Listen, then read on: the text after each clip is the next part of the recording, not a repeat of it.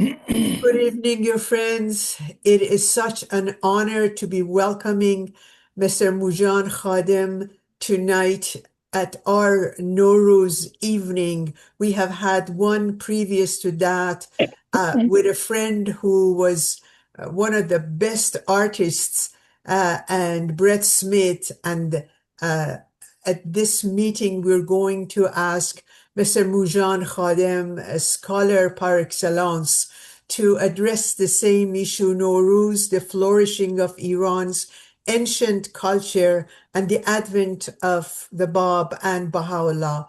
We will start with prayers, and after that, I will introduce Mr. Khadem formally. Thank you. Can we all mute ourselves, please? Peter, please.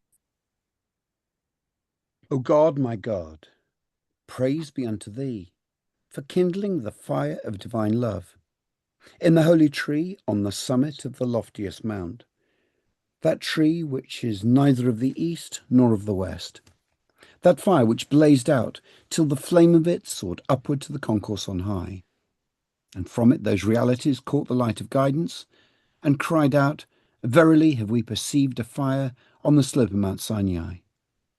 O God, my God, increase thou this fire, as day followeth day, till the blast of it setteth in motion all the earth. O thou, my Lord, kindle the light of thy love in every heart. Breathe into men's souls the spirit of thy knowledge. Gladden their breasts with the verses of thy oneness. Call out to life those who dwell in their tombs. Warn thou the prideful. Make happiness worldwide. Send down thy crystal waters, and in the assemblage of manifest splendours pass round that cup which is tempered at the camphor fountain. Verily art thou the giving, the forgiving, the ever-bestowing. Verily art thou the merciful, the compassionate. Abdul-Baha. O divine providence, this assemblage is composed of thy friends who are attracted to thy beauty and are set ablaze by the fire of thy love. Turn these souls into heavenly angels. Resuscitate them through the breath of thy Holy Spirit. Grant them eloquent tongues and resolute hearts.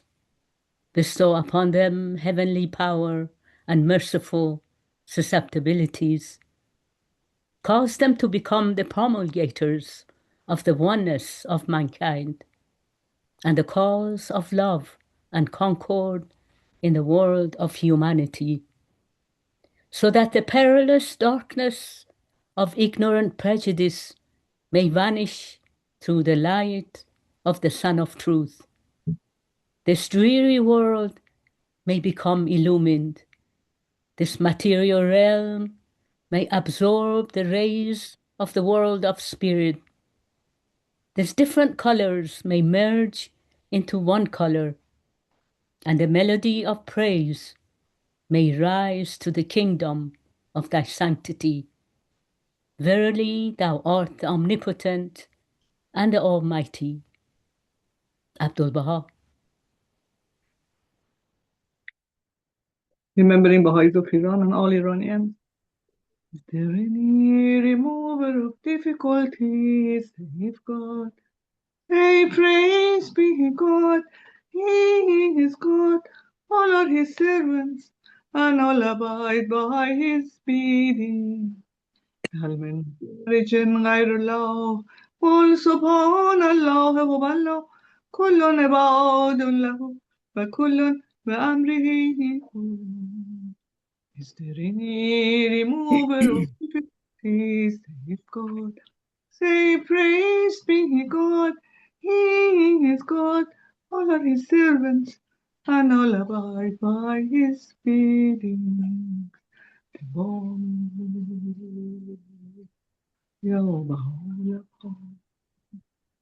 Allah confidence. O thou Lord of the kingdom, O art thou Lord of the kingdom, though our bodies are gathered here together, yet our spellbound hearts are carried away by thy love. And yet are we transported by the rays of thy resplendent face. Weak though we may be, we await the revelations of thy might and power. Poor though we may be, with neither goods nor means, still take we riches from the treasuries of thy kingdom.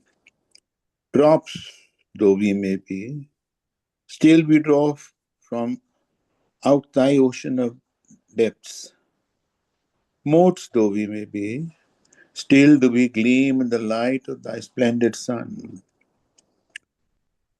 O thou our provider, send down thine aid, that each one gathered here may become a lighted candle, each one a center of attraction, each one a summoner to thy heavenly realms, till at last we may make this nether world the mirror image of thy paradise.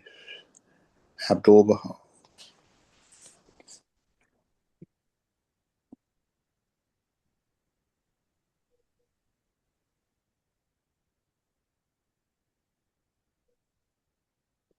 Thank you very much, friends. Thank you, Mr. Abrol. I really appreciate it. Thank you. Tonight, I am honored to welcome Mr. Mozhan Khadem. Janab Khadem, please turn on your camera, please. I have been waiting for this opportunity for a long time until I met Mr. Khadem in a fireside in England, and I actually thank you very much. And I asked him to join us tonight, and he accepted it. I'm very, very grateful. By way of bio, his bio is always very short, but it's not even the tip of the iceberg. I'm sure you know that, but I have to read whatever he gave me. Mr. Mozhan Khadem is president and a founding principal of a Boston architectural design company. He received a Bachelor of Architecture from the University of Illinois and a Master's City Planning from Harvard University. His 35 years of experience include numerous award-winning projects in the United States and the Middle East. Alongside his professional career, he has spent considerable time studying as an avocation the mystical poets of Iran and the irfání writings of the Baha'i Faith. Very welcome, Mr. Khadem. Thank you for accepting to be here with us. Thank you very much, Sarkar Khanum Masroor. You were very kind to me. You wanted to reduce my age. It's not 35 years that I have been doing this architectural business. It's 65 years. I don't think so. This was a typo. It's No, not. that's all right. It I won't doesn't. agree. They said they made the same mistake in London. I'm glad to be 30 years younger, but I can't do anything with my age. Anyway, thank you so much.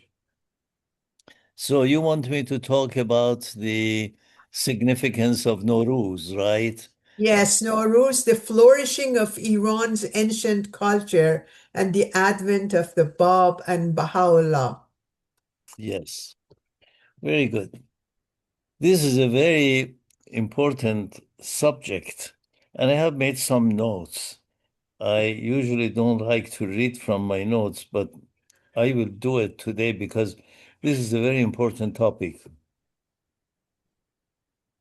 The advent of the exalted Bab and Baha'u'lláh were the harbingers of the blossoming of the values and glory of the pre-Islamic Iranian culture.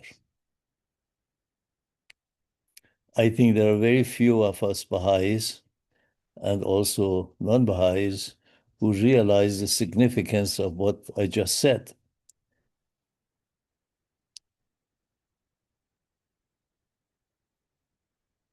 In the book of Yaran Parsi, how many of you have read the Yaran Parsi? Could you raise your hands? Anybody has read the Yaran Parsi? Mr. Khadem, I don't think it is translated into English, Your Honor No, Parsi. it is not, but it's a No. very important book because Yeah. there Abdul Baha talks about the glory of ancient Iran and talks about all the secret messages in the Shahnameh. And I gave a talk about that 3-4 years ago about the way Abdul Baha unveils the secrets of Shahnameh, which is, incidentally, not only a masterpiece in Persian literature, it's a world masterpiece, the Shahnameh of Ferdowsi. There are very few epic poems that are like that. Iliad and Odyssey that cannot compare with it. Maybe the only one that I can think may compare with it is Bhagavad Gita,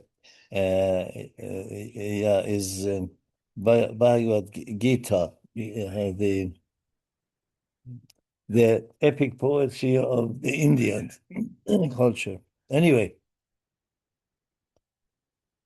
in the book of Yaran Parsi, Abdul Baha says, for some 1,350 years, the star of the existence of the Persians has been obscured in the Occident of forgetfulness.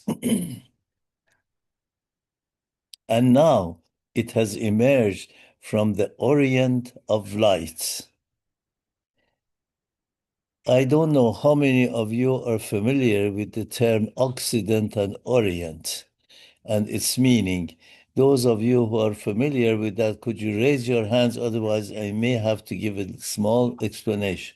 You are familiar with it. Great, great, great. But please give the explanation, Mr. Khadem, please. Well, Because these things are being recorded. Please go ahead. well, the Orient of light is a concept that appeared in the works of, I believe, Suhrawardi and the pre-Islamic and Islamic Iranian scholars, meaning that sun comes from the Orient. This is not the physical sun, but the sun of knowledge and understanding comes from Orient. It is not a geographic Orient, it's a spiritual and intellectual Orient. And it sets in the Occident, in Maghreb, one of the great works of Persian literature, which is also written in Farsi, is by Suhrawardi. He refers to it as Qurbat Qarbiye, means, and symbolically, the West is referred to as the world of materialism, and the East is referred to as the world of knowledge. Again, this is not geographic East or West, but spiritual and intellectual East or West.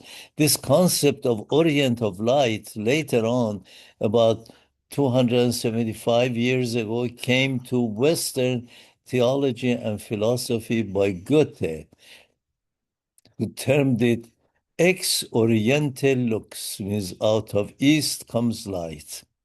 So here Abdul Baha is referring to this very profound statement by Sohrawardi. Excuse me. Let me find my notes. He is saying, in here he's saying, I have translated this. Forgive my translation. This is not official translation. Abdul Baha says,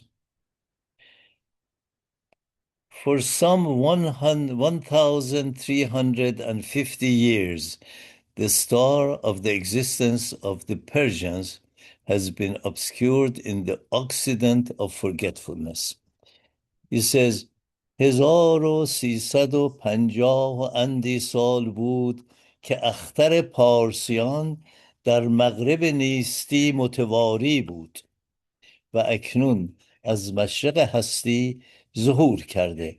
The Orient of the East is referring to the revelation of the Bab and Baha'u'lláh. It has appeared again. When he says 1,350 some years, in my opinion, in all likelihood, he's probably referring to the Battle of Qadisiyah and Nahawand, when the Arabs conquered Iran and Islam became the dominant religion, not immediately after 300-400 years of struggle.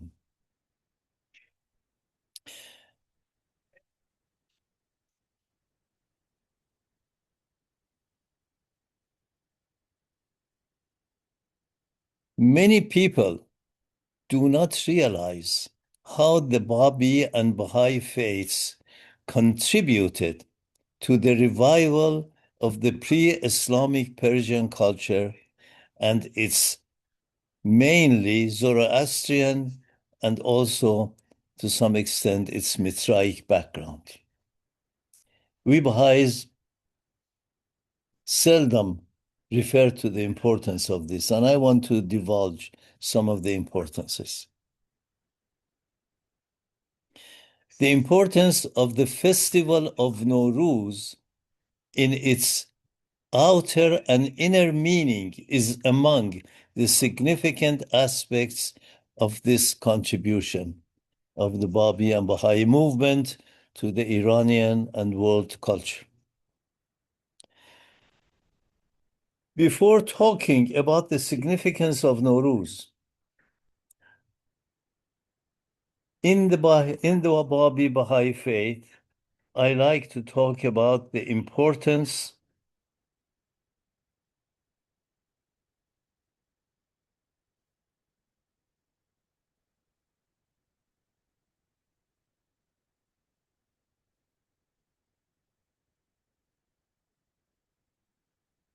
Excuse me, I'm trying to follow my notes.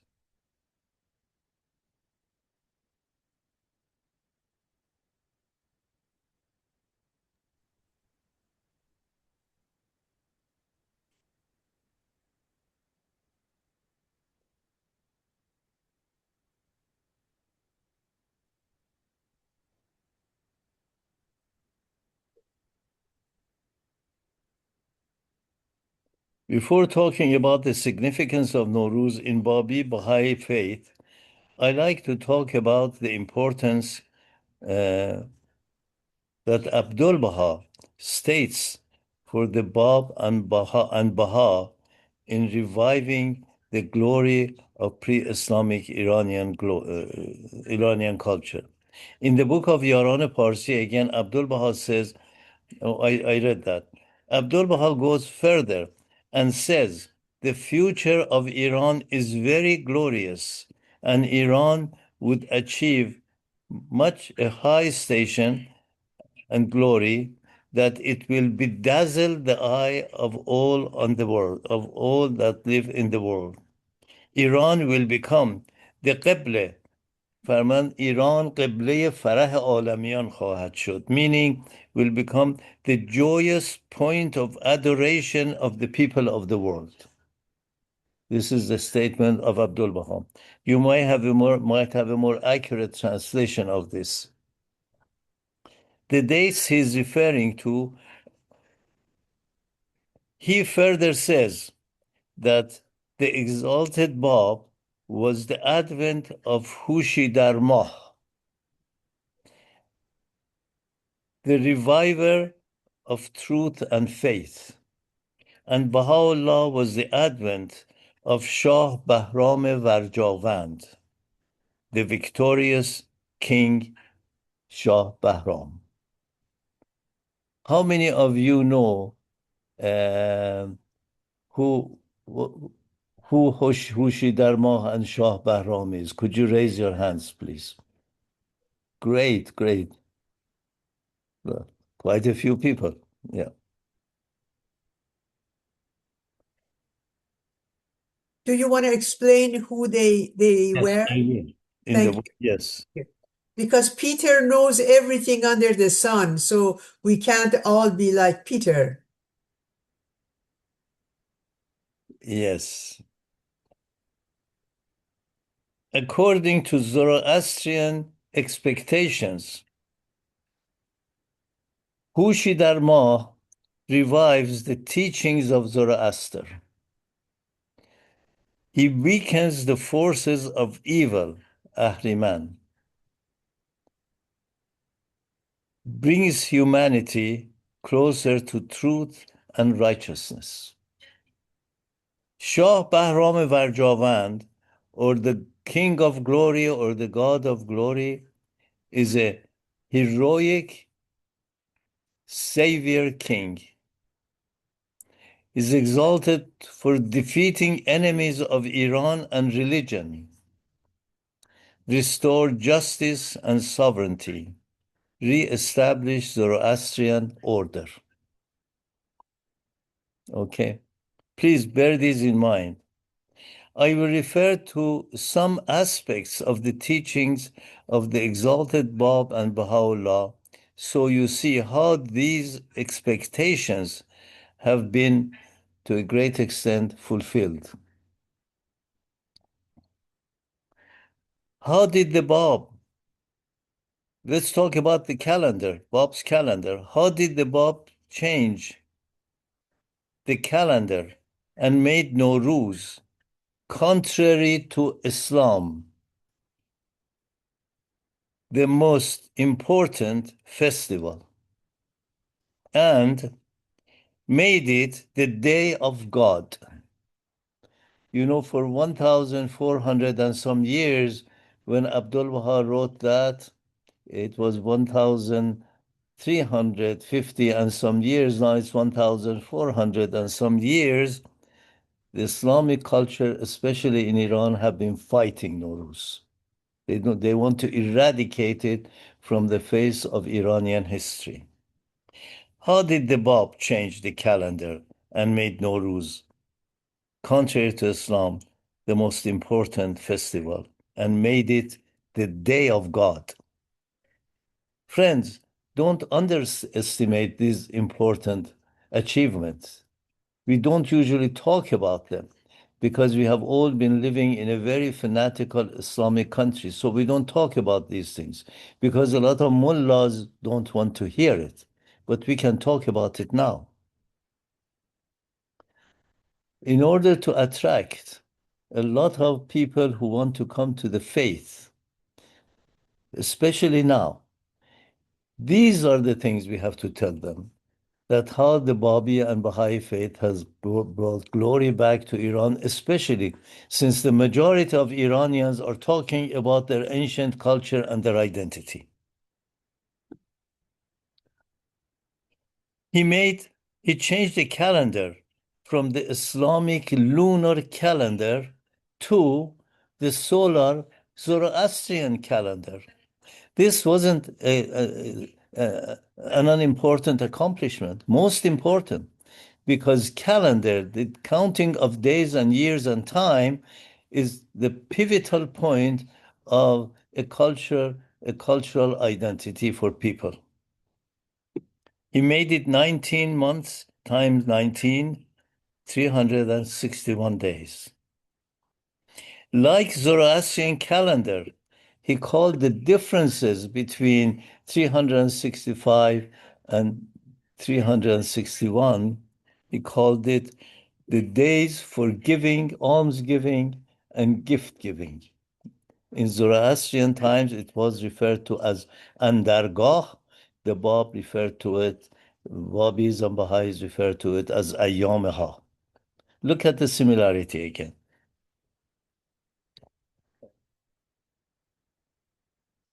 He, like the Zoroastrian calendar, named every month of the 19 months after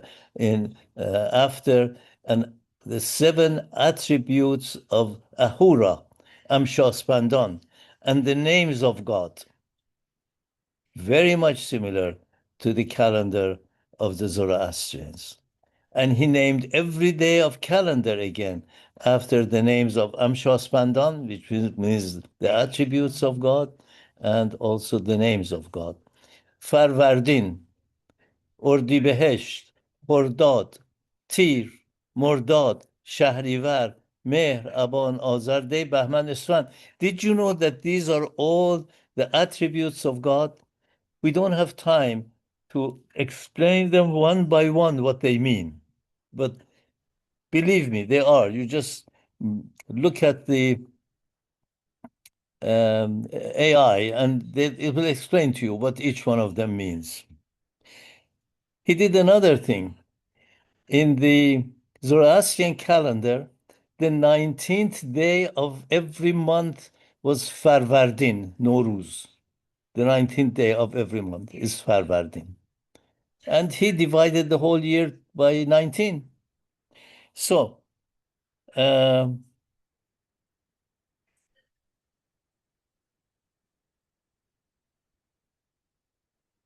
he honored number 19, as I said to you.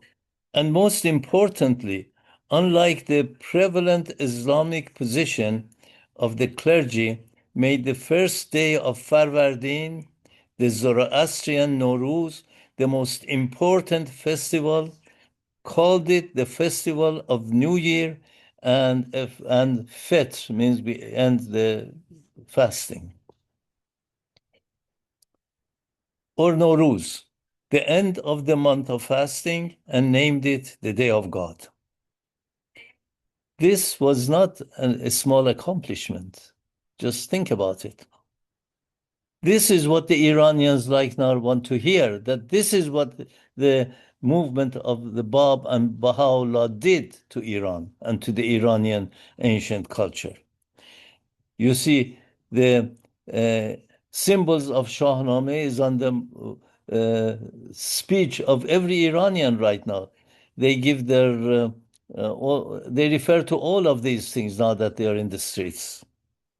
The spiritual significance of Nowruz. Now, I talked to you about the apparent significance of Nowruz. Nowruz means vernal equinox, actually. You know that. When day and night are the same, and the sun goes over the equator, and it's the on the surface, it is the glad tidings of the seasonal change, and the fact that winter is gone and spring has started. So it has a very important physical significance. It's a new day, it's a new year, and all of that is new. But let's look at the spiritual significance of Nowruz. In Zoroastrian faith, 5 days before Nowruz, the furuhars of humans come to earth for spiritual visitation. How many of you knew this? Did you know that 5 days before Nowruz, the furuhars, the furuhar means the spiritual reality of all of us, of your ancestors, come to check on you. That is why we have Khane Tekani. You know what Khane Tekani is? You clean up the house from top to bottom because you're receiving the furuhars, or the spiritual reality of your ancestors. They're coming to check on you. That's why we spread Hafsin table. We spread it for them, to welcome them. That's why we greet each other. That's why we make everything new. I remember when I was a child, even our shoes had to be new. Do you remember those days? And I would be so jealous about my shoes that when I would walk in the street as a little kid, if some dirt would get over it, with my saliva, I would clean it. You had to be clean top to bottom. This is because the furuhars, your spiritual realities, were coming to visit you. It was in their honor. Right now, all of those meanings are lost, but we have to remember them. So, I put my notes on my iPad, on my on my iPhone. I have to make sure they don't disappear.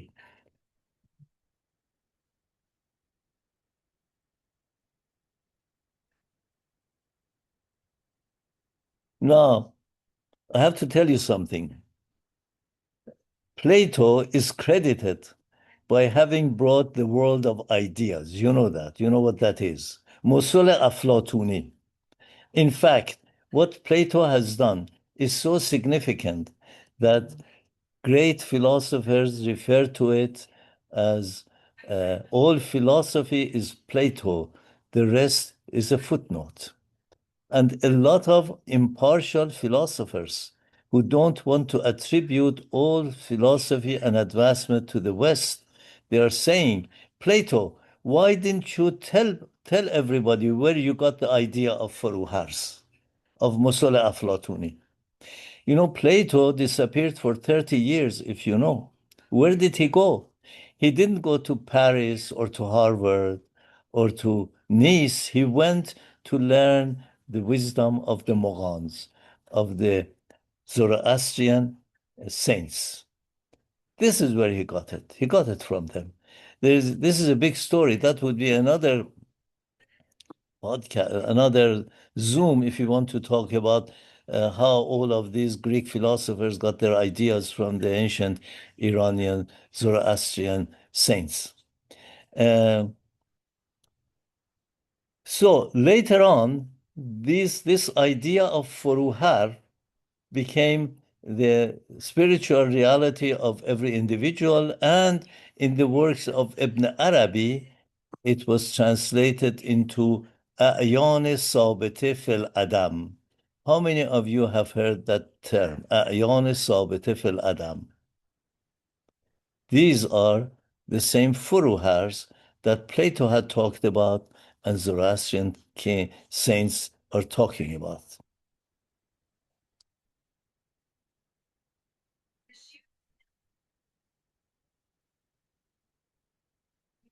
Now, according to Zoroastrian faith, these furuhars were in the presence of God, in peace. Ahura Mazda, Ahura Mazda. And Ahura Mazda gives them a choice. Either go to Giti, Angreminu, go to Giti and fight against Ahriman, against Duruj, means Duruj, lies, and bring about righteousness, fight against darkness, and vanquish them, vanquish Ahriman and these evil forces in the Giti, in the world, and come back and be here with me. They choose to go down to earth and vanquish vanquish Ahriman and come back. So this, you can refer to this going down to earth as the arc of descent. We have the same concept. Sometimes I am in bewilderment where all of this issue of arc of descent and arc of ascent, weren't they really Zoroastrian ideas that the Islamic scholars gave them a Quranic dress and presented them as Islamic theology? Anyway, later, Zoroastrianism has this very interesting concept that in order for them to descend to Giti, to the world, to our world, they had to pass through the 7 planets, you know, Jupiter, Mars, etc., etc. And at each planet, they would shed some of their celestial qualities and don some of human qualities, so they would be befitting to come and fight the Ahriman on earth, because they had to fight Ahriman on earth with its own terms, you know. They became human beings, in other words. And maybe they forgot while they were here. And this is also a very interesting concept.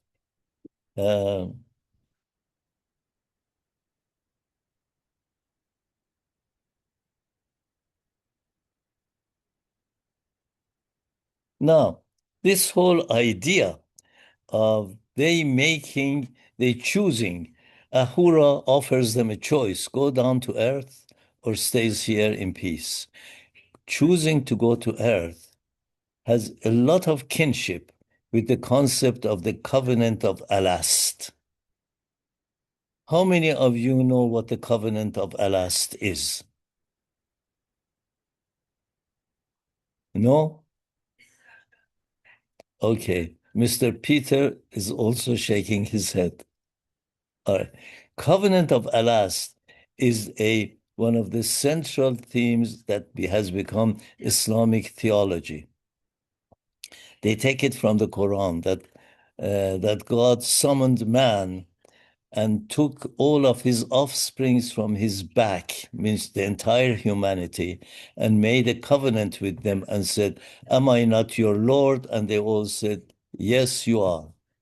This is when Tahira refers in that fantastic poem to the Bab as the Lord of Alast. She says, Zecher to the Bab. She says to the Bab, Zecheru nazani alasto berabbekum ke bezan bala bala. Why aren't you, he's referring to Bab, he says, why aren't you making a clarion call, am I not thy Lord? Say, am I not thy Lord? Our answer would be, yes, you are, yes, you are. This is the covenant of Alas, which is central, not only right now in Islamic theology, but also it is in the Baha'i Faith. I'm referring to it later. This covenant of Alas was the initial new day Nowruz. Okay? And anyway, let me find my notes again.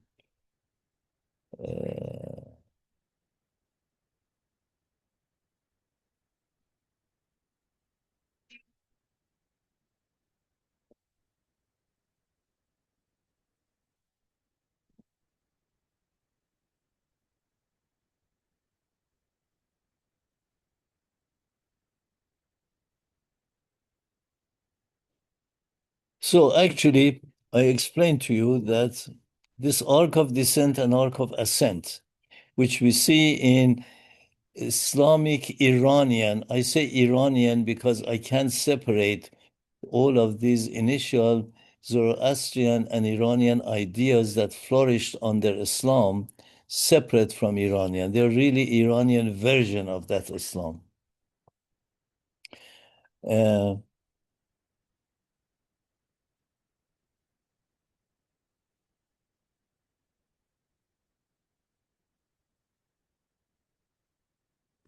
The arc of descent and arc of ascent.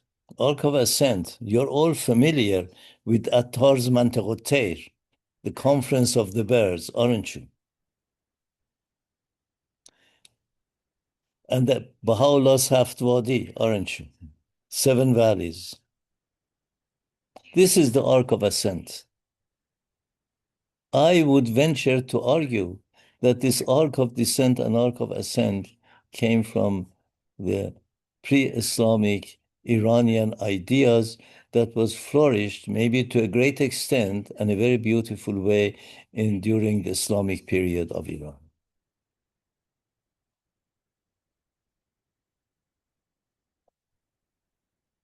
So, this arc of descent and arc of ascent also represent the day when the humanity reaches its ultimate, or every human being, ultimate perfection by becoming united with his inner reality or furuhar. You know, the Bab has a fantastic statement. He says, everything in the world is yearning to achieve its perfection. Everything in the world, including a stone, including the world of animal, of vegetable, of human beings. We are all, the purpose of our life is to achieve our own perfection. And that happens at every breath. Every time we breathe, we are changed. We are changed towards getting towards our perfection if our intentions are clean. Otherwise, we are going to be led to the realm of Ahriman.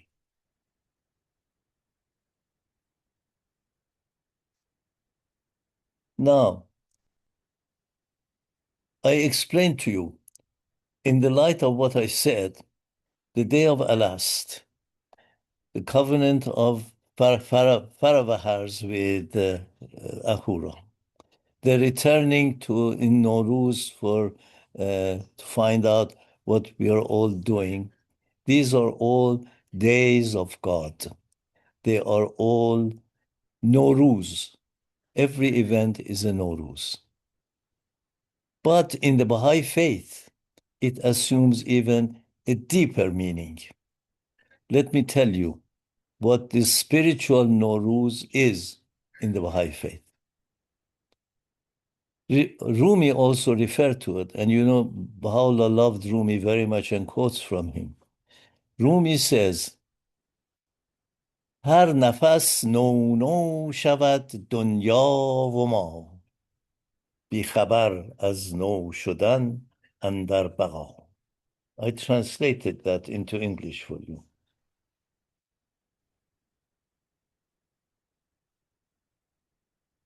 He says, at every breath, the world and us become new without being aware that this newness is going to be everlasting.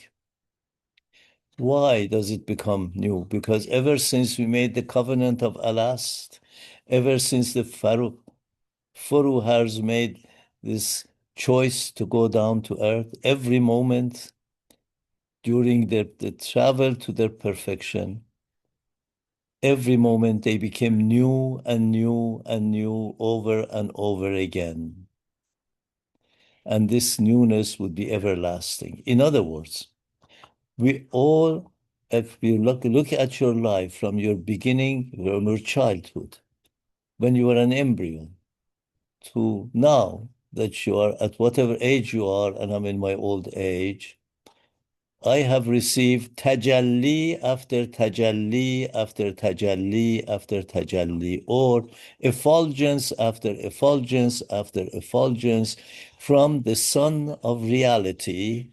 And every time I have become new and new and new and new and newer. So this means Baha'u'lláh refers to this as the divine springtime. All you have to do is read his Masnavi. And for those of you who speak Persian, I have explained it in 24 hours in a lot of videos. So every moment we become new, we receive light from God. We have to receive that light from God so that our appearances, which are material, it's able to shine through the light of God and gives us existence that we are now, and that existence changes every moment, every breath it changes. So it's tajalli after tajalli after tajalli. Baha'u'lláh has devoted 1/5 of his Masnavi to the explanation of the spiritual springtime. A lot of us, even us, this is not translated into English, but even I have seen Baha'is read the Bahariya of Baha'u'lláh in the Masnavi because it has beautiful words, but there's a lot of meaning behind it. I want to refer to one aspect of it, which pertains to the covenant of the Furuhars and the covenant of Alas, and the fact that that one day, the day of Alas, is perpetual. Repeating over and not repeating, I don't want to use the word repeat, is perpetually becoming new and newer and newer. It's one day. It's not a day of Alast only, or the covenant of the Furuhars with Ahura. It is always the light of God that shines upon the physical phenomena and gives it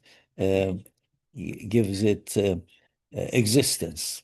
When Baha'u'lláh in the hidden word says, خوش ساحتی ساحت هستی اگر اندر آیی و نیکو بساطی است بساط باقی اگر ساغر معانی از ید غلام الهی بیاشامی. Those of you who can find the English translation of this, read it. It's beautiful. It says, how wonderful it is to understand the realm of existence. When it says the realm of existence, is referring to this tajalli, to this effulgence of the Son of Reality upon the physical beings that are in space and time, and it makes them appear and have existence. So, to conclude, I want to read a passage from Baha'u'llah's Masnavi, that he testifies to the fact that Nowruz is everlasting, ever continuing, never stopping. Every moment that we breathe, it's a new Nowruz. Let me do that for you. Years ago, I translated that into English, and I went with Masroor and found this from a lot of my writings. It took me an hour to find this. Thank you very much. Translate it again. He says, I don't have the English, the Persian. It says, a mystic asked another mystic, you are so accomplished. I have translated. Let me read this.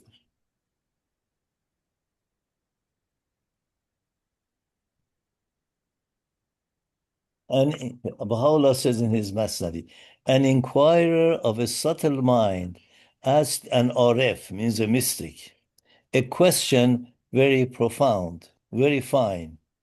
O thou who understand the mysteries divine, and O thou who have been intoxicated by eternal wine, do thou remember the day of Alast, wherein the Lord's covenant was made to last? Because in order for the Sufis, they believe in order to achieve the state of annihilation, they have to go back and remember that day, that pre-existing day of Alast, and see if they can hear God says, am I not thy Lord? So this mystic tells the other mystic, asks a question very fine. O thou who understand the mysteries divine, and O thou who have been intoxicated by eternal wine, do thou remember the day of Alast, wherein the Lord's covenant was made to last? And the other mystic answers, he says, I do recall his voice and command, who declared, be, and all appeared so grand. So he says, yeah, I remember it. His melody of chant lingers in my mind intact. That heavenly voice made on my soul a lasting impact.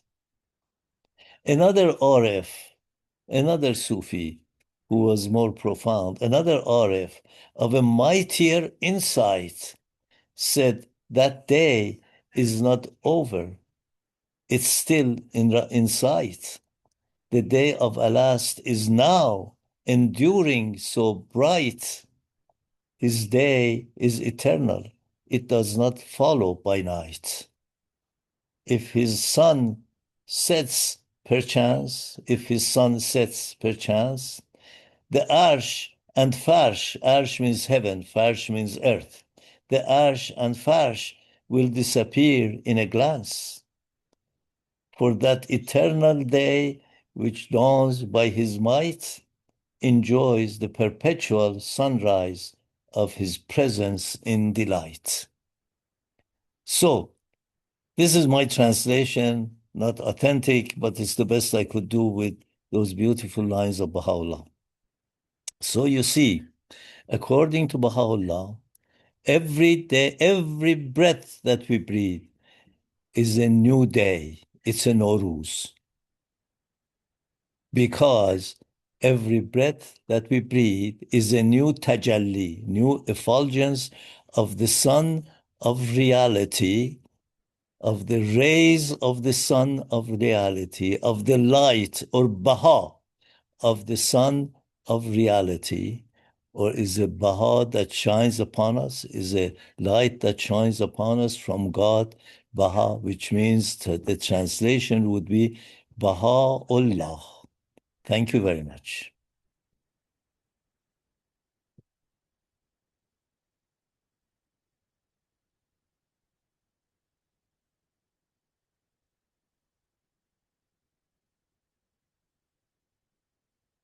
I can't hear you.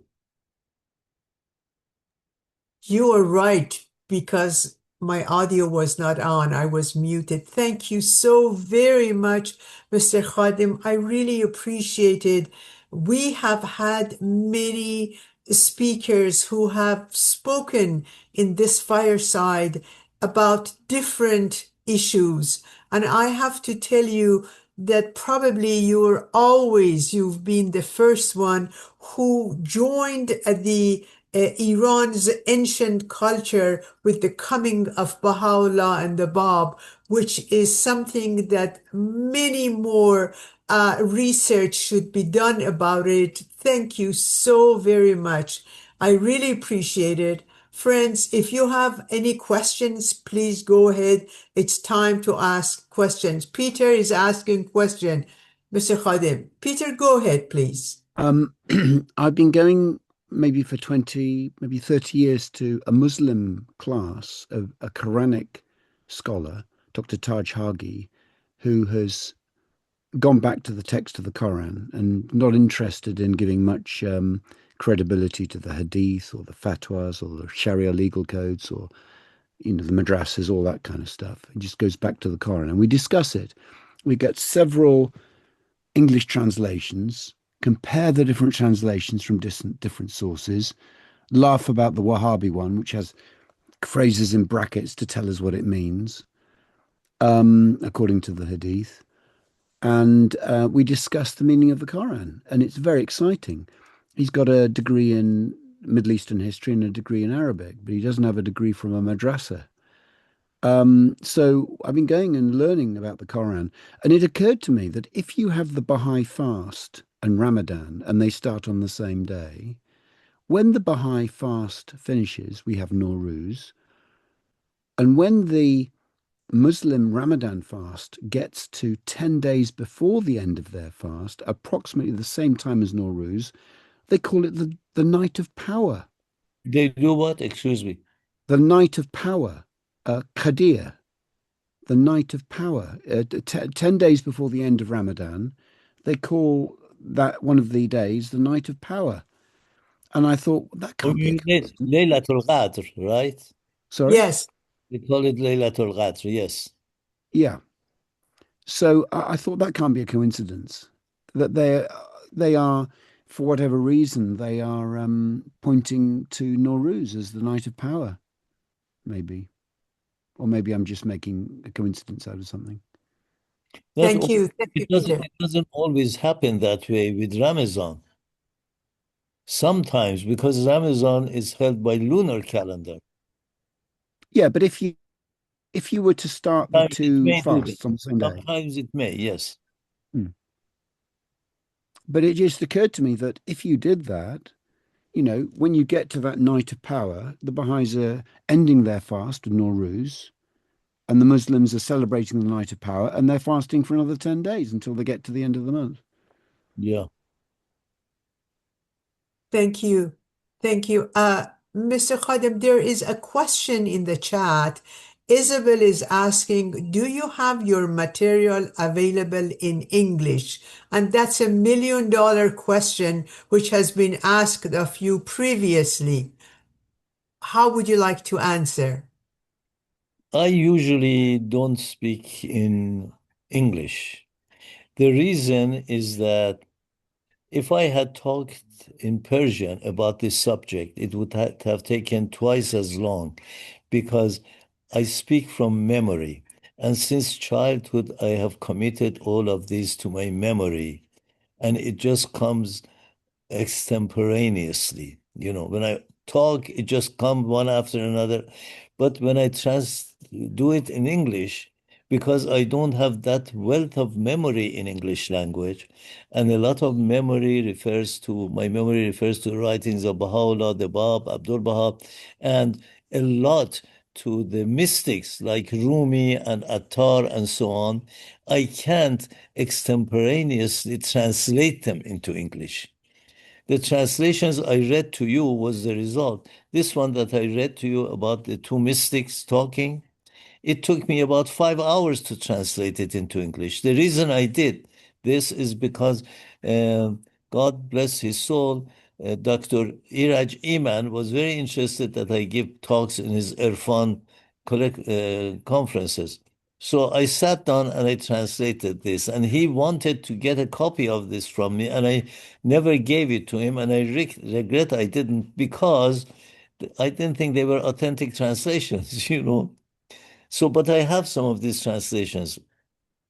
And for you, Ms. Masroor, I did sit down and spend a lot of time and wrote all of these things in English in my iPhone. That's why I started reading from it. But it's not complete. I mean, to talk about Nowruz in a very profound way, we have to talk more about what the meaning of tajalli is and how tajalli happens, and so, or effulgences happen, and so on and so forth. But I am correct in saying that Nowruz not only has a apparent meaning, but it has a deep meaning in Zoroastrian faith, and also in with the mystics like Rumi and Attar, but it has even a much, much profounder meaning in the writings of Baha'u'lláh, so that every moment becomes a Nowruz. Thank you, Mr. Khadem. I really, really appreciate it. That was a recap of everything. Now, the question Isabel is asking is that, do you have your materials available in English? If you send me the material you have on your iPhone, then I can say yes to these people. But I have asked this question from you previously, because you have been recording many of these things in English. Are they coming up soon? I have not done it in English. Your program is the only program I talk in English. Okay, so then I thought Rose and those people have done, Dave has done it, so I apologize. No. Yeah. I hope this was not recorded. My telephone went off. Yes, I did this for the London conference that you attended. And it Right, took a lot of time for me to do my architectural work in English. right. And Mrs. Kiani has asked me to do it again, and she wants to record everything in English and put it in a YouTube. Right. I have agreed to do it, but I have to call her and say when I'm ready to do it. But that relates to my architectural work. But Okay. architectural work has a lot of these mystical ideas in it as well. For you, I did prepare this in English, and I have a draft of it. I But appreciate it. that draft, I have to work on it and polish it, because it has a lot of uh, uh, rhetorical mistakes and so on and so forth. If once I do it, I would send it to you. Thank you. Thank you. The other question, which is in chat, is where can we find this Persian material? May I just refer them to YouTube, where you have recorded the Masnavi and all the Sufi work and it is taped on YouTube. May we refer them to that? In YouTube, in Persian, it is 24 hours of Masnavi, 17 hours of Baha'u'llah's 7 valleys. And I also have another 4 sessions, what 4 hours or 3 hours of what is mysticism or irfan. There is that. Also a lot of television programs in Persian with Mr. Habib Riyazati, and also one that I worked very hard on. And I really, right now, this Khanum Nasim Khozaim is insisting that I pick stories from Shahnameh and the way Abdul Baha revealed its secrets, and we make YouTubes out of them. I have not responded to her yet. 7 years ago, I gave 3 lectures in Luxembourg about the secrets of Shahnameh, and I remember in one of them, I compared the opening of Shahnameh word by word with one of the passages of Baha'u'llah's Persian hidden words. Those are available, but those of you who are interested in the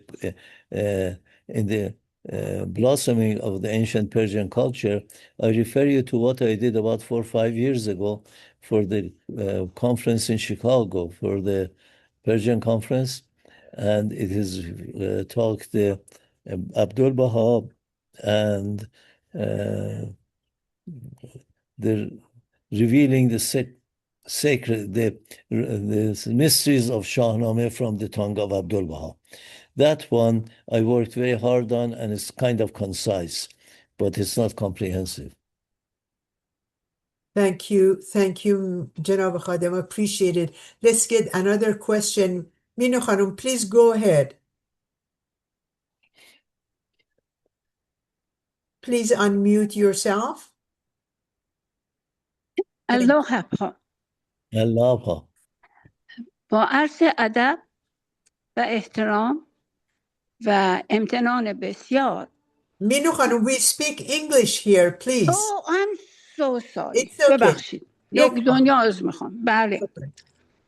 گفتم با عرض ادب و احترام و امتنان بسیار. Oh, you speak English? No, for Persian? Minu Khanum, this is a fireside which we have in English. I can translate for you if you want. Minu No, Khanum, that I didn't know. I'm sorry. Okay. I thought it's like a Zoom meeting. No. بله. Welcome with utmost respect Thank you. and thankfulness. When I was in Iran, we learned that we heard, not that we were taught, that the way we say furuhar, the correct way is to say farawah. Is that true? Correct. Yes. Faravahar, the Faravashi. There are many different ways of saying it. It depends whether you're using the Pahlavi, ancient Pahlavi language, or the modern Persian language. The modern Persian language will say Furuhar. Oh, okay. Thank Faravahar you. is also very correct. It's used very often. Thank you very much. Thank you. Thank you, Minu Khanum. Appreciate it. Thank you. Go ahead, please. Mr. Naimi, please go ahead. Oh, thank you. It was me. Thank you very much, Mozhan John. Beautiful presentation. I wasn't all of it, but I had a glimpse of it. I have a question. If it's not completely related, you can just disregard it. Because you were talking about Nowruz and the calendar. I was in a talk from a Zoroastrian erudite that he was talking about the fact that even the Gregorian calendar That even what? aimed at Gregorian calendar was Yes. aimed to finish the year in Nowruz or spring. Yes. And Yes. he brought the proof that December was not the 12th month, was the 10th month, November was the 9th month, and so forth. Can you comment on this? Is there Yes. any? Actually, this is, I had this in my notes, but I don't want this session to get much longer. The January being the first of the year goes back to Julius Caesar in the Roman Empire. He had made January the first of the year. And then later on, I don't know whether it was Gregorian, they changed it to the first day of spring or the month of Farvardin. It became the beginning of the year. The change of it into, it's Julian calendar we have right now, isn't it? To Julian calendar, I don't know whether the calendar we have right now, January, Gregorian. it's Gregorian. Yeah, it's the Gregorian calendar. It is not more than 200, 300, maybe 400 years old. They changed it. And that is why we say December. December means the 7th month. October means the 8th month. November means the 9th month. No, December means the 10th month, but in fact it's the 12th month. It's because they counted from the beginning of the year, which is our Persian calendar.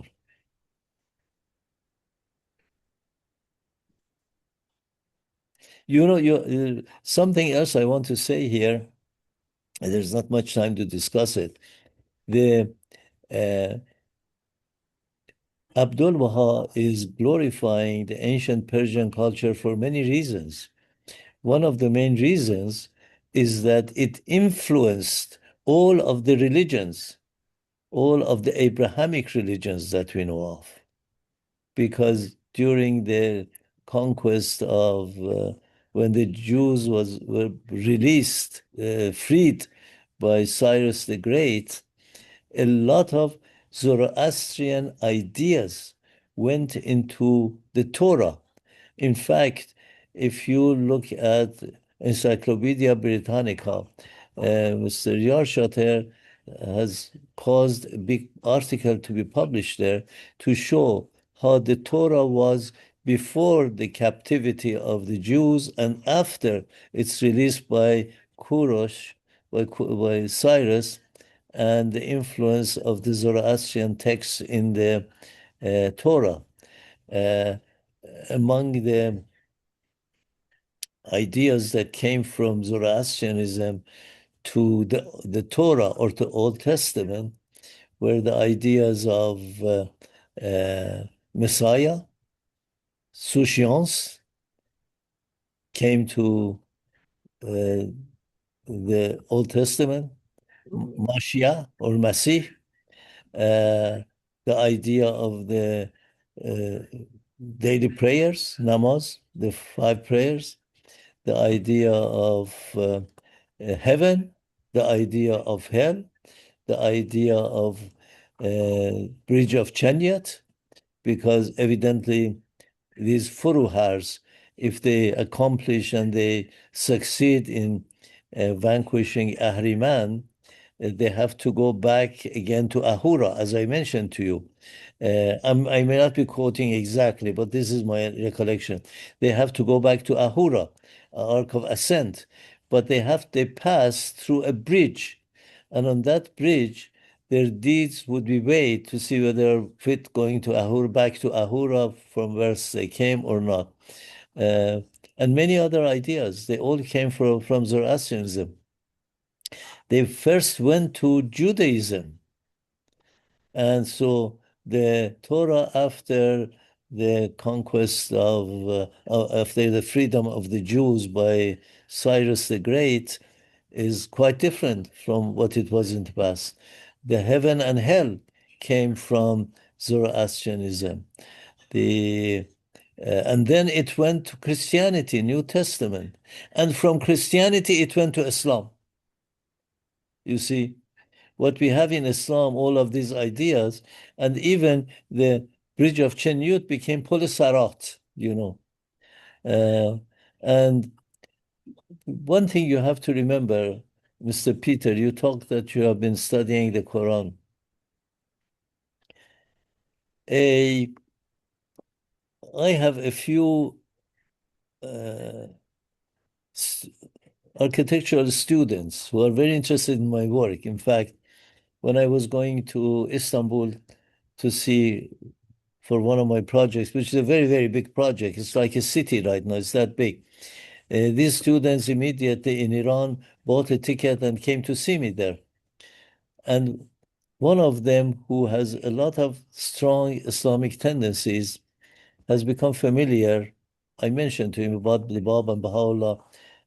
He calls me once in a while and wants to discuss different things, architectural and also maybe philosophical with me. He said, well, you know, I read that the Bab abrogated Islam. I said, you heard wrong.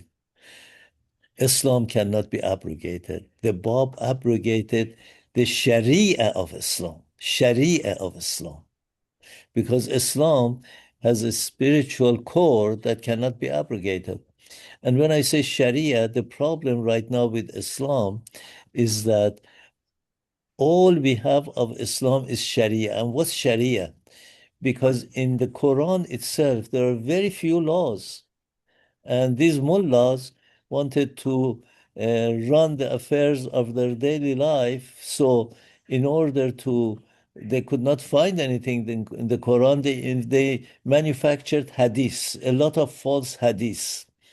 The number of hadiths are millions and millions of hadiths, and they are ridiculous hadiths. And there are 1,000 ravis or more. Ravi means somebody tells somebody, and that tells another person, another person, another person. And after 1,000 stories, it gets back to Muhammad or to one of the imams. And what these mullahs have done for 1,400 and some years was to write treatises on these hadiths, not on the Quran. There are very few treatises on the Quran, mostly on these hadiths. And they constitute the bulk of Islamic laws. This is the Sharia. And when the Bab, in the Bayan, he says, Mahv Kutub, the disappearance of books, and it's misinterpreted as the disappearance, the burning of books. But the Bab didn't say burning of books. He said, disappear these books. By that he meant because the books that were done at that time were all of these commentaries on these hadiths. That's right. He said they should disappear.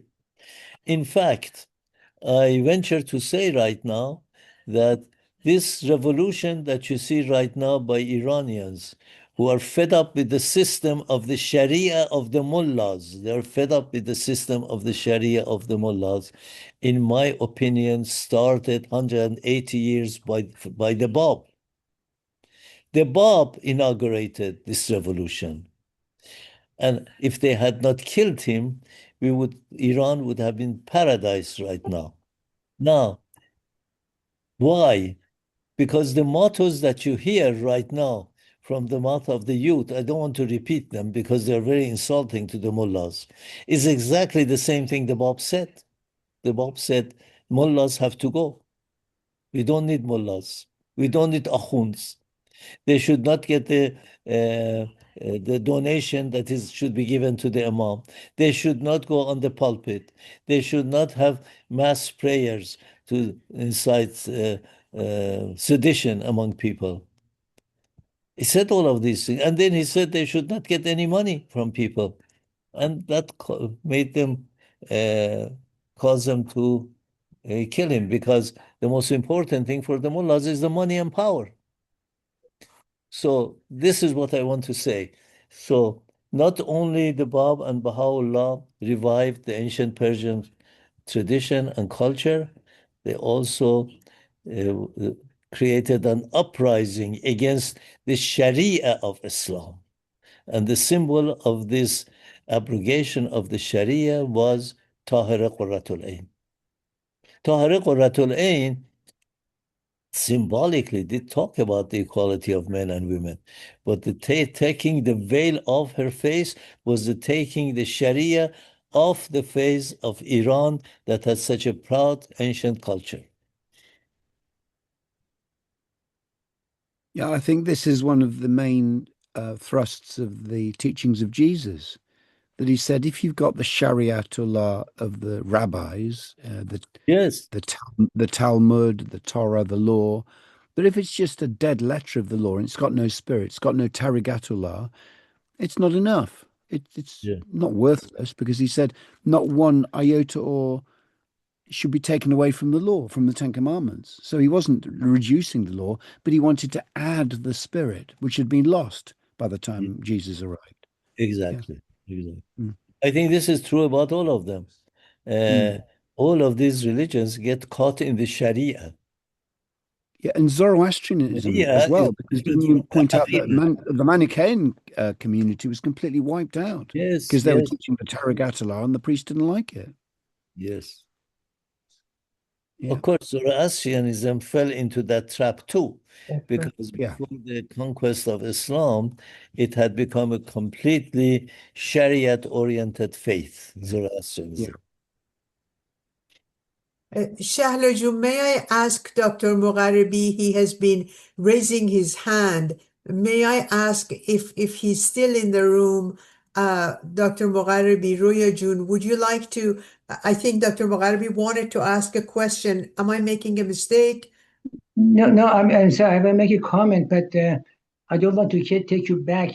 Say John asked a question about calendar. September is 9 months, but in fact, September is 7. But if we take first month of year in March, September would be 7, so it would be corrected. So maybe March was meant to be first month of year. Yes. Thank you. Thank you. Thank you, Dr. Mugharibi. Appreciate it. Thank you. Shahlajun, go ahead, please. Thank you so much, Mozhan Jan. Truly talking about the Masnavi of Baha'u'lláh, as well as relating how Zoroaster and Cyrus the Great affected the Ibrahimi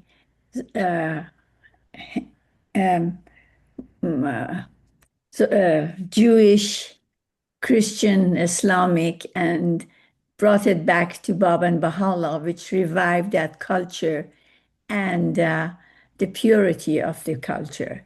And what I wanted to say is that I don't know if it was your dad or my dad or both of them. They indicated to fully understand the Masnavi of Baha'u'lláh, you have to know the history, ancient history, as well as maybe know a little bit about Rumi and Ferdowsi. And because in the Masnavi, when you translate it into English and you don't know the culture, it doesn't have the full meaning. Do you agree with that or not? Well, you know, translating any poem into another language loses a lot, because the poem comes from the spirit of a culture, and the spirit of different cultures are different. So how much more translating poetry by Baha'u'lláh into English language? We have this great young scholar who died recently. What was his name? Lewis. He translated. Dr. Lewis from Chicago. Yes, he translated it into English. It's an accurate translation, and I read everything, all of it, but it doesn't excite you to read it, you know, because a lot of these scholars want to be very accurate.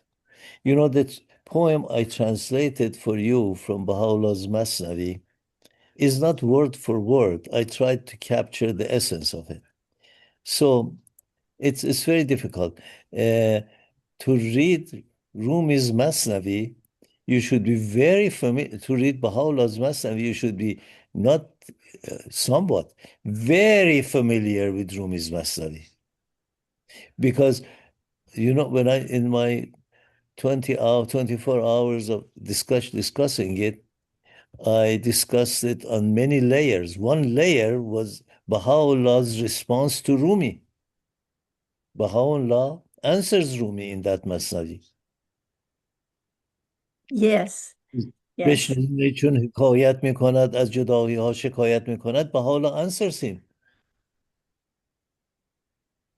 Or when he says حرف و گفت و صوت را بر هم زنم تا که بی این تا که بی این هر سه با تو دم زنم, Baha'u'lláh answers him, uses the same terminology. Says این بیان از حرف و گفت و صوت نیست, این بیان جان است آن را موت نیست. He has a dialogue with Rumi. It's a conversation over time with him. On another level, he's I mean, in his Masnavi, he's even, you may not know this, but I was gladly surprised to find out that Baha'u'lláh even is referring to Hallaj. You know who Hallaj was? Hallaj was the one who said, I am God, and they killed him. So Baha'u'lláh also talks to him. He quotes one of his poems in a way that's very difficult to understand, but I had to go into it and find out those words that Baha'u'lláh uses was in Hallaj's poetry. Yeah, you have to be familiar with the Persian culture. In fact, it's wonderful. The translations of the Beloved Guardian are masterpieces, but you cannot, to really understand the mystical writings of Baha'u'lláh in depth, I mean. And I know there are a lot of authentic translations. One has to know the Persian literary world very well. Very well. Thank you. Thank you very much. Even the hidden words of Baha'u'lláh. I told you I gave it 1 hour talk in Luxembourg about 7 years ago. It's on YouTube. They can have a look at it. You have it. It's on YouTube. In Luxembourg? Is it on YouTube? There's one on the hidden words, or is it on Seven Valley on YouTube? Which one? I can't remember. Yeah, the Seven Valley is on YouTube. In Luxembourg, I gave it 3 talks on the relationship of Ferdowsi's Shahnameh to Baha'u'llah's hidden words, and I compared word for word there. Yeah, you've got to be familiar with all of these things to understand the beauty and the depth of it. Because you know something, Baha'u'lláh quotes in the 7 Valleys, he says, all knowledge is one, ignorance has multiplied it. All knowledge is one. And that one in our presentation today was that the new day, the Naw Rúz, is tajalli after tajalli, effulgence after effulgence. Or when the Bab says everything is yearning to achieve its perfection. That is, in that sentence, you can find out 2,000 books.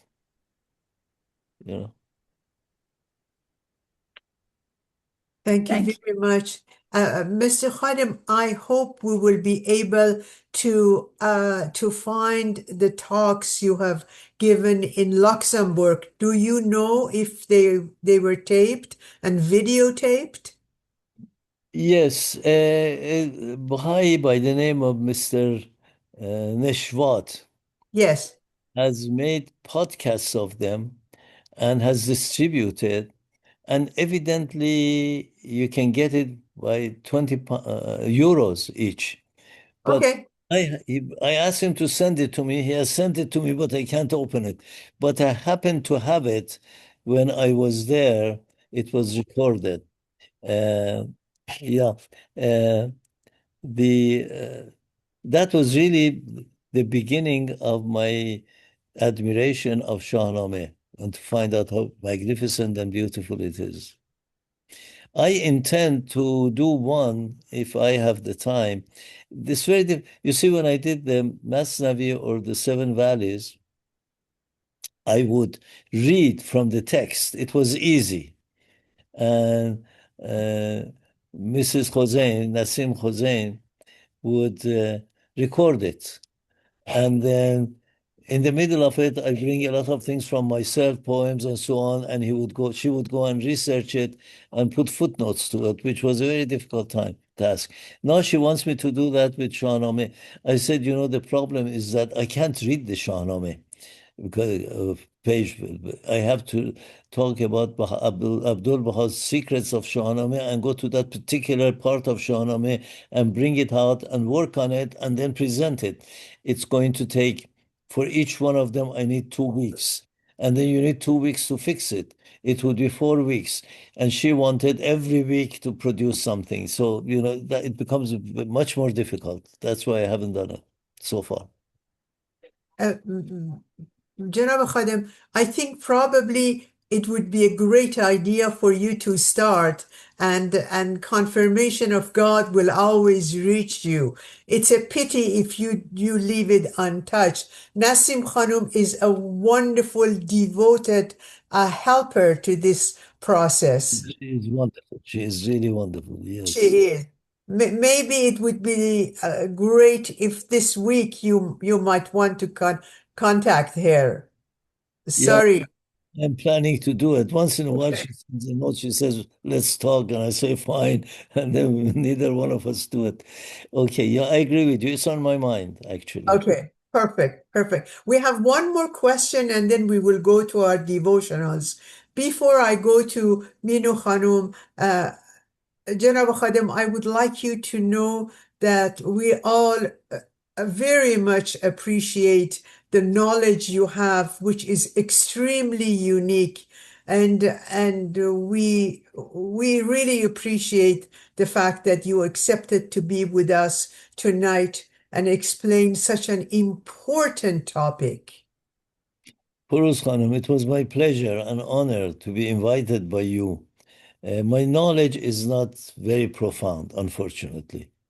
It's what my métier has been architecture. I deal with mud and brick and so on. And sometimes I tell myself, how dare you get into these levels of discussion, which is beyond you. I have no words to respond to you, so let's go to Minu Khanum. Minu Khanum, خواهش میکنم انگلیسی. Go ahead, please. بله چند الله حفا دوباره من I am saying this because you said this is a fireside. So I am asking permission to say this. The Baha'is know that, but this is for those who would like to learn about Baha'i faith. That hadith means story, means hearsay.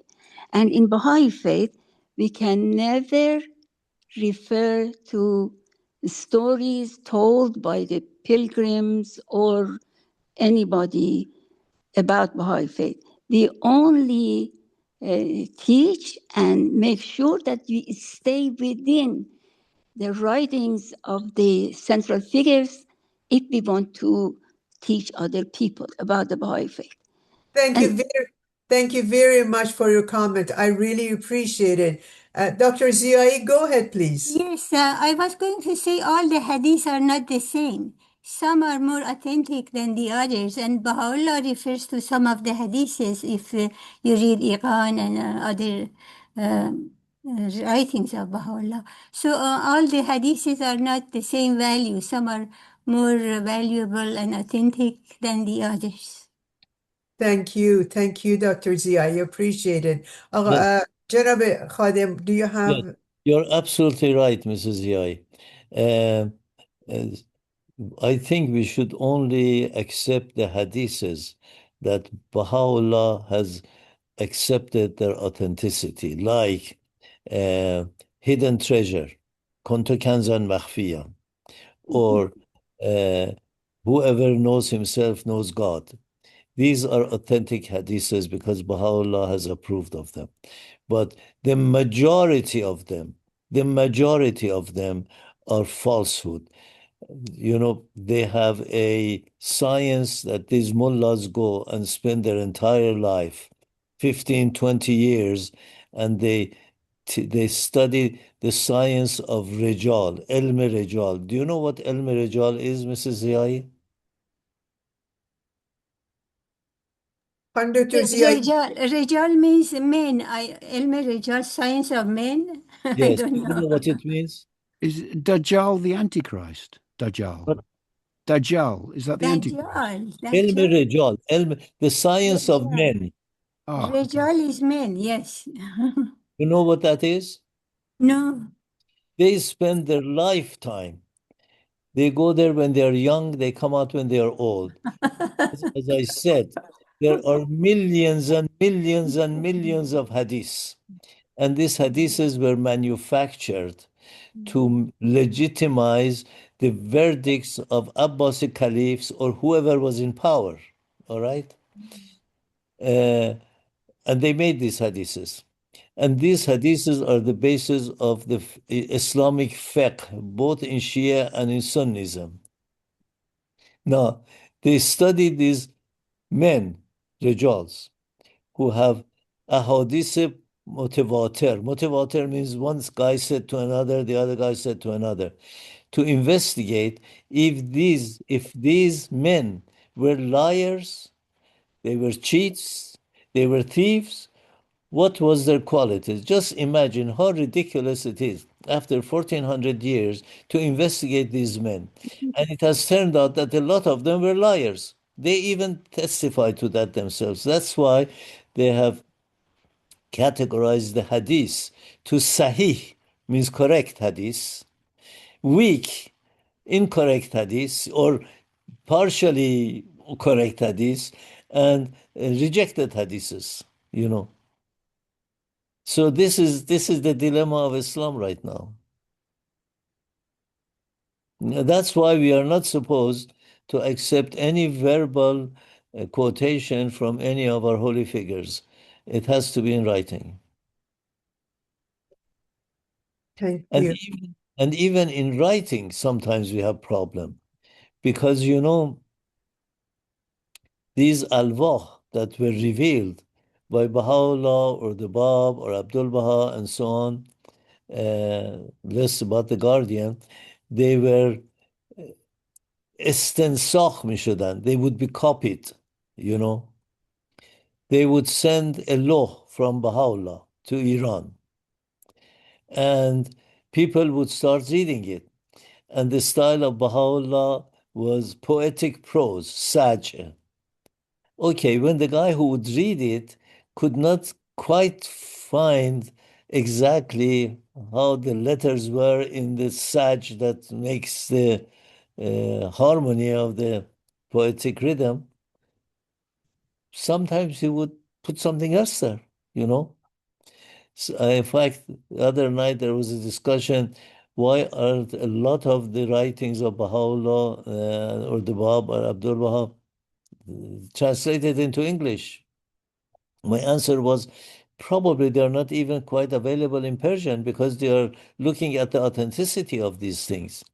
This wasn't limited to the Baha'i writings. You know, right now, Hafiz, the Divan Hafiz, do you know how many different versions of it there are? Because the same thing would happen. Somebody who would copy it would read it, or sometimes, according to his liking, would change a word. So it depends on which Hafiz you're studying. Is it according to Qani, the Hafiz that Qani, Sirus Qani corrected, or the one that Natal Khanlari corrected, you know? Thank you. Thank you very much. Appreciate it. We have about 15 minutes to 20 minutes for the devotional part.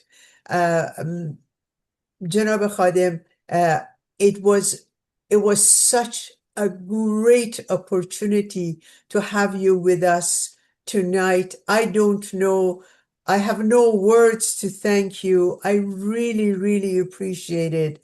Thank you very much. All these hearts are yours.